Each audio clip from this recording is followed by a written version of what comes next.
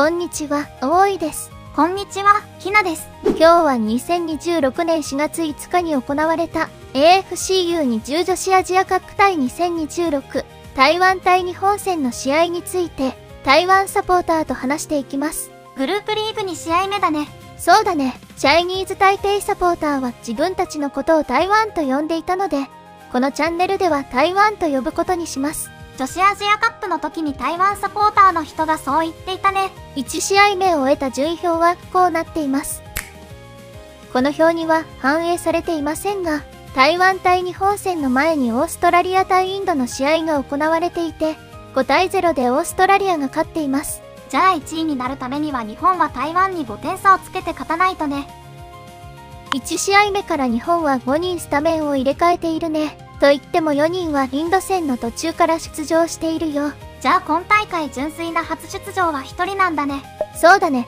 ゴールキーパーの石田ひなは選手が初出場だよ。ゴールキーパーは試合中にあまり交代しないもんね。台湾は1試合目からゴールキーパーを含む3人スタメンを入れ替えているね。と言っても台湾もゴールキーパー以外は1試合目に途中から出場しているよ。どちらもゴールキーパーだけが初出場なんだ。そうだね。今回は台湾サポーターのチェン君とリモートをつないでるよ。ニーハオ。ニーハオ。チェン君またよろしくね。女子アジアカップに続いて U20 アジアカップでも同じグループになっちゃったね。その時は台湾の守備がすごくて2対0だったね。じゃあ現地のリアルな声を聞かせて。任せてください。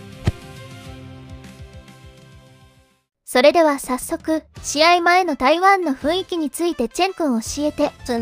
今回の試合前はかなりわかりやすくて、まず本当に応援コメントが多かったよ。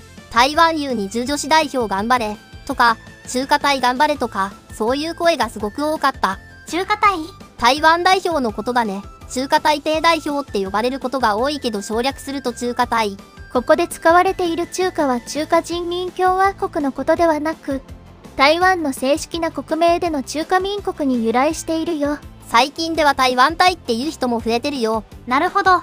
勉強になります。応援の声は本当に多くて、台湾女子 U20 頑張れ、頑張れ、頑張れって、もうとにかく気持ちを送ってる感じだった。まずは頑張れって感じなんだね。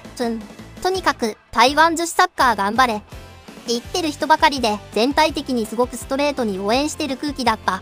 チーム全体への応援が中心って感じなんだね。中心はそうなんだけど、選手個人への応援もちゃんとあったよ。やっぱり好きな選手を応援したくなっちゃうよね。私もタゴちゃん好きだから応援したくなっちゃう。スタメンじゃないけど。チームを応援しつつ、推してる選手も応援してる感じだね。他にはどんなこと言ってたの？試合がどこで見られるのか気になってる人はいたね。日本はダゾーンだけど台湾はテレビでも YouTube でも見れたよ。いいな。日本で見ようとしたらこの動画は、お住まいの国では公開されていませんって出るやつだ。まあ台湾の試合前はみんな応援してる感じだったよ。じゃあ試合開始だよ。日本頑張れ。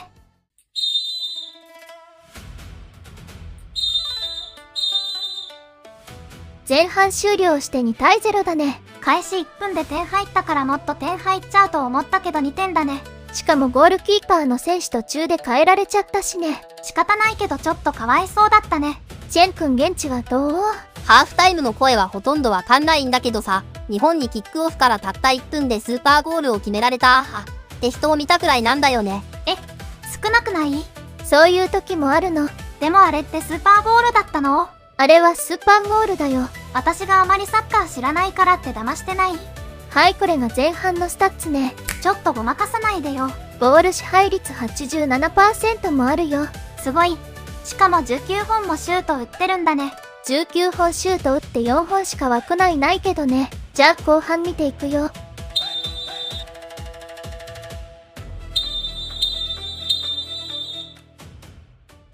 試合は2対0でヤングなでしこの勝利だね。後半は点取れなかったね。台湾は A 代表の時みたいな守備してたね。11人で守ってたよね。台湾サポーターの試合後はどんな雰囲気になってるの？一番多かったのは、負けたけどよく頑張ったって受け止め方だね。最後まで戦い抜く姿勢は本当に立派。中華台北の女子代表、頑張れ、頑張れ、頑張れ、とか、最後まで耐えたのは本当にすごいとか、そういう感じ。みんな褒めてるんだね。もう十分よくやった。これからも頑張って。内容良かったよ。ナイス。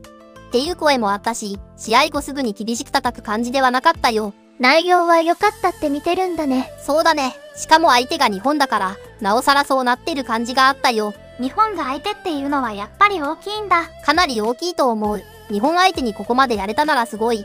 日本相手に2点差で済んだのはすごい。って反応もあった。負けても日本相手に2点ならいいんだね。もう十分強かった。言ってた人もいたし、20対0じゃなかっただけでも十分だよっていう人もいた。それくらい日本相手は大変だと思ってる人がいるってことだね。20対0はさすがにないでしょ。ただ落ち込むだけじゃなくて、もう次を見てる人もいたんだよ。次のインド戦のことを次はしっかりインドに勝って、まだ8強のチャンスあるよ。頑張って。っていう声があったし、次の試合も引き続き頑張れ。次も全力でぶつかっていこう。って感じだよ。日本に2対0なら3位通過の可能性もまだまだあり得るね。そうだね。次の試合に勝てればチャンスがある。でも褒めてる人しかいなかったの？少しだけ褒めてない人もいたんだけど、1試合くらい勝てないのって言ってる人がいた。でも、もう少し大きくなって、もし自分が日本とやる機会があったら、どれだけ大変かわかるよって返されてたんだよね。子供なのかな？だから不満がゼロってわけじゃないけど、みんな、いや、日本相手なんだから簡単じゃないでしょっていう見方の方が強かったと思う。スタッツだとこんな感じになってるよ。ボール支配率 87% でシュート数36本でコーナーキック13回。すごい。でも2点しか入ってないんだよね。それに両チームファールゼロってすごくない？ファールっぽいのはあったけど流してたよね。確かにタゴちゃん後ろからやられてたけど流されてた。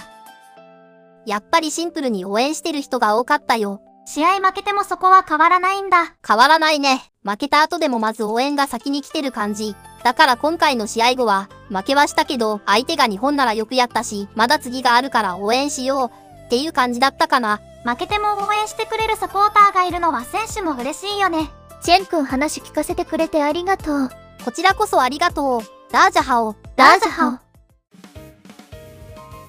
なでしこジャパンと同じ2対0だったね。それに私が好きなタゴちゃんが PK 外しちゃったよ。そういう時もあるよ。国際大会で PK 蹴る緊張感なんて私たちにはわからないしね。それにあれだけ引かれると点入れるの難しいよね。でもオーストラリアは4点入れたんだよね。守備固めてなかったのかな。オーストラリアも守備固められてたよ。じゃあどうやって点入れたの？オーストラリア人って身長高そうだからセットプレーとか？セットプレーとかヘディングでは点取ってなかったね。ミドルシュートがバーに当たった跳ね返りを押し込んだのと、サイドからのクロスが2点でしょ。あとはカウンターと個人技でゴールって感じだったかな。バリエーション豊富。オーストラリアには勝たないと2位になっちゃうんだよね。そうだね。これがグループ C の2試合目終わった後の順位。日本が2位になっちゃった。次勝てば1位通過だから勝つしかないね。勝ったらいいんだもんね。それと日本の2位以内が確定したからノックアウトステージ進出は決まったよ。1位突破しないと北朝鮮とワールドカップをかけた試合になる可能性が高いんだよね。そうだよ。だから次も大事だけど本当に大事なのはその次の試合だね。オーストラリアとはいつ試合だっけ？次は8日水曜日の18時にキックオフだね。タイ時間だと16時。4月8日16時のノンタブリースタジアムの天気予報を調べてみたけど、快晴。降水確率 0%、気温38度、湿度約 26%、風速4メートルだったよ。38度って外にいること自体危険なレベルだって。しかもこの大会飲水タイム取ってないけどさすがに取るよね。どうなんだろう。自分たちで飲水タイムみたいになってる時やったしね。夜の時間でも暑そうなのに太陽出てる時なんて心配になっちゃうよ。とりあえず水曜日の18時に応援だね。みんなで応援していきましょう。オーストラリア戦も頑張れ。ご視聴ありがとうございました。ありがとうございました。